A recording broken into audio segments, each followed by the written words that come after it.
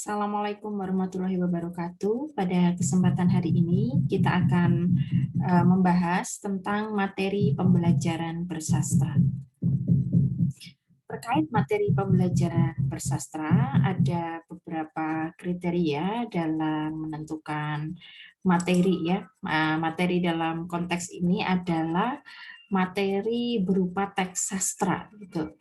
Jadi kita tidak langsung berkaitan dengan kompetensi dasar, tetapi dalam konteks yang berkaitan dengan teks sastra, pemilihan teks sastra dalam pembelajaran. Kita bahas dulu apa yang dimaksud dengan materi pembelajaran. Materi pembelajaran merupakan sesuatu yang disajikan guru untuk diolah dan dipahami oleh siswa dalam rangka pencapaian tujuan instruksional yang telah ditetapkan. Berkaitan dengan materi pembelajaran bersastra ada 3 aspek ya, mulai dari aspek pengetahuan, kemudian keterampilan, dan sikap. Untuk aspek pengetahuan yang merupakan aspek kognitif itu berkaitan dengan fakta-fakta kesastraan.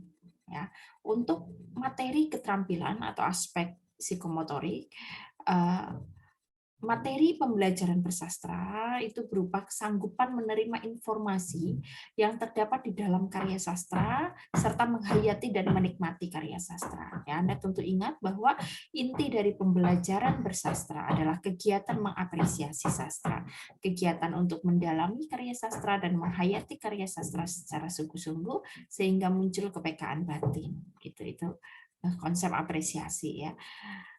Untuk materi yang ketiga, bentuk materi yang ketiga atau wujud materi yang ketiga yaitu sikap ya. Materi berupa sikap ini merupakan afektif ya atau aspek afektif. Materi sastra, materi pembelajaran sastra atau dalam konteks ini yang berwujud teks sastra ya memiliki konten sikap yang memiliki tujuan ya yang berdampak ya agar peserta didik memiliki, menyenangi, bangga dan memelihara sastra Indonesia. Itu jadi tujuan materi sikap dalam pembelajaran bersastra. Ya. Kriteria materi pembelajaran secara umum, kriteria materi pembelajaran bersastra, ya jadi ini adalah perpaduan ya antara substansi kriteria pemilihan materi pembelajaran secara umum dan materi pembelajaran bersastra. Akhirnya muncullah kriteria pemilihan puisi, kriteria pemilihan prosa, dan kriteria pemilihan naskah drama. Ya, jadi munculnya ya kriteria pemilihan materi pembelajaran bersastra itu ya karena ada teori tentang pembelajaran bersastra dan teori materi secara umum ya, lalu diturunkan berdasarkan ketiga wujud karya sastra yaitu puisi, prosa, dan drama. Jadi masing-masing karya sastra itu nantinya memiliki kriteria tersendiri. Ya kita akan bahas ya, mulai dari kriteria pemilihan materi secara umum. Yang pertama sesuai dengan kompetensi dasar ya, tentu saja ya karena ini sangat umum ya. Kompetensi dasarnya apa, kemudian indikatornya apa, tujuan apa, lalu muncullah materi pembelajaran. Kemudian harus benar atau valid dan reliable atau sesuai. Jadi harus benar nih ya, sahih gitu ya. Yang ketiga logis, sistematis dan berkesinambungan, mendorong pengembangan berpikir kritis ya, jadi mendorong siswa untuk berpikir kritis, bernilai pedagogis dan estetik, membangkitkan motivasi belajar dan ada dalam batas kemampuan siswa. Pemilihan materi ajar itu harus sesuai dengan batas kemampuan siswa, sesuai dengan kondisi psikologi siswa, sesuai dengan kondisi intelektual siswa. Tentu saja berbeda ya antara materi, misalnya pada LKD-nya sama ya, membaca puisi gitu contohnya. Tetapi materinya tentu saja berbeda untuk siswa SD dan untuk siswa SMA. Pemilihan teks sastranya kriterianya juga berbeda. Lalu kriteria pemilihan teks sastra, ya ini yang secara umum harus sahih atau valid, ya, yang merupakan kriteria aspek kesastraan. Satu, valid dalam bentuk terkait kriteria unsur teks sastra. Prosa itu ada tema, tokoh, alur, latar, dan sudut pandang yang jelas. Jadi untuk memilih prosa, puisi ya, puisi ada kriteria tema, nada, suasana yang jelas, rima yang beragam, citra dan permajasan yang tepat, serta naskah drama memiliki masalah atau tema yang jelas, watak yang meyakinkan, ada kejutan yang tepat, memenuhi tahapan alur yang jelas, dan bukan sekadar dialog. Nah, jadi ada kriteria untuk masing-masing ya. Prosa itu yang bagaimana, puisi yang bagaimana, drama yang bagaimana. Jadi guru nantinya tidak asal comot di internet, tapi berdasarkan kriteria kelayakan tertentu. Prosa itu temanya harus jelas, ya tidak asal-asalan. Tokohnya juga harus sesuai ya. Tema yang dipilih untuk dalam ranah pendidikan tentu saja tidak boleh tema yang begitu vulgar gitu ya, apalagi untuk misalnya siswa SMP, siswa SMA gitu, karena untuk siswa SD gitu ya, walaupun Anda tidak mengajar SD gitu, misalnya untuk siswa SMP, apakah cerpen yang bertemakan percintaan itu sudah cocok untuk siswa SMP? Tentu tidak ya, tapi condong pada tema-tema yang seperti persahabatan, petualangan gitu ya. Untuk tema puisi misalnya ya, apakah tema puisi tentang alam itu cocok untuk siswa SMP? Ya, itu cocok gitu dan seterusnya. Lalu kevalidan isi ya terkait kriteria hal yang dibicarakan.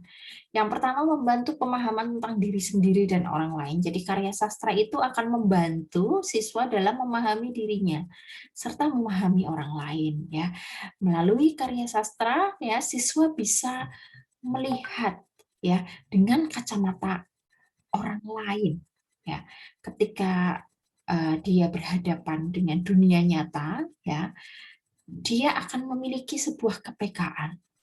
Memiliki sebuah kepekaan karena dia bisa memosisikan dirinya sebagai orang lain sehingga nantinya dia akan menjadi orang yang beradab begitu.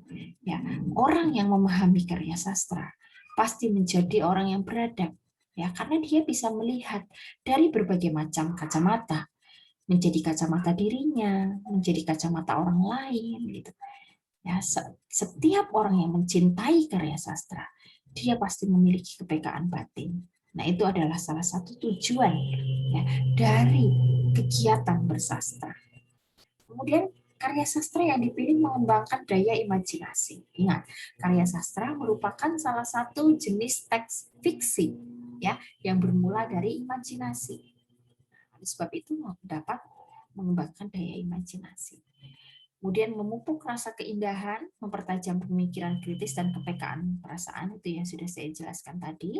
Yang mempertajam pemikiran kritisnya tidak jarang karya sastra dibuat itu merupakan sebuah kritik dari sebuah keadaan. Nah, melalui kegiatan bersastra misalnya, siswa mengapresiasi karya sastra, mengapresiasi misalnya prosa, novel ya yang menceritakan tentang sebuah kritik sosial ya, maka dia akan muncul pikiran kritis ya, mengkritik menggunakan karya sastra. Nah, itu merupakan kritik yang paling halus ya, kritik yang sangat intelek gitu. Dan memberi kesempatan interpretasi yang longgar. Dalam konteks ini, interpretasi dalam sebuah karya sastra bukanlah interpretasi tunggal. Oleh sebab itu, guru tidak boleh memaksakan interpretasi dari siswa-siswanya. Misalnya ya, pada novel Siti Nurbaya. Pada novel Siti Nurbaya ada tokoh Samsul Bahri. Ya.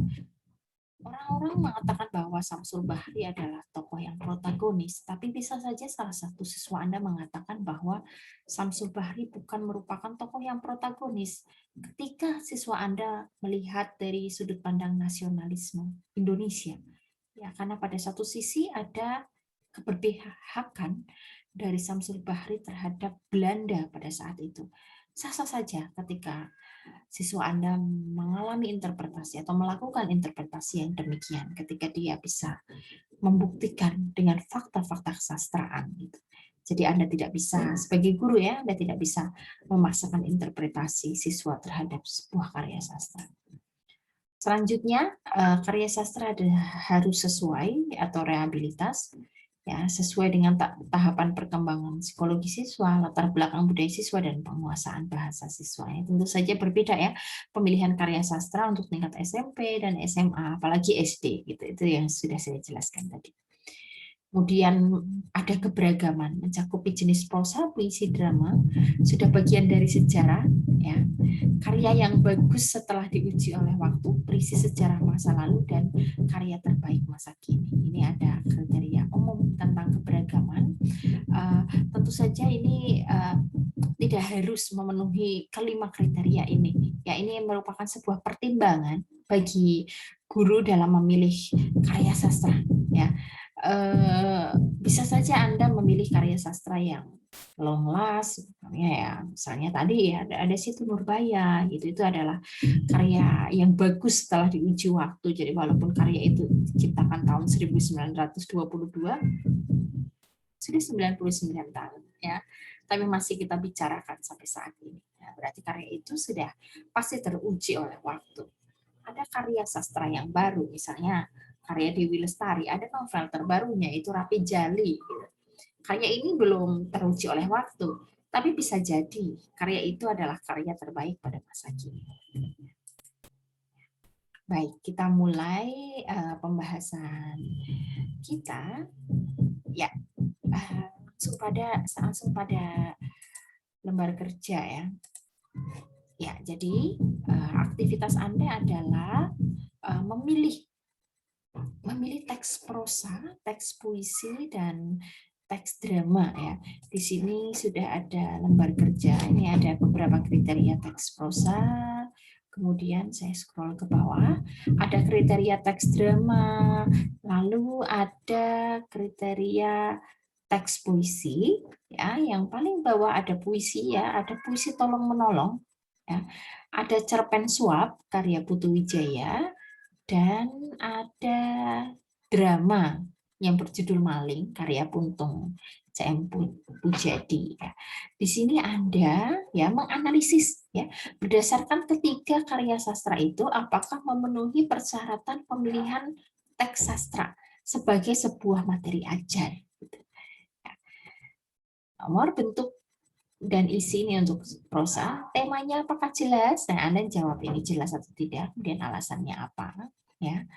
Alurnya apakah jelas, wataknya bagaimana, latarnya bagaimana, apakah membantu diri dan orang lain dalam memahami, ya, apakah mengembangkan daya imajinasi, apakah memupuk rasa keindahan, apakah mempertajam pemikiran kritis, dan sebagainya.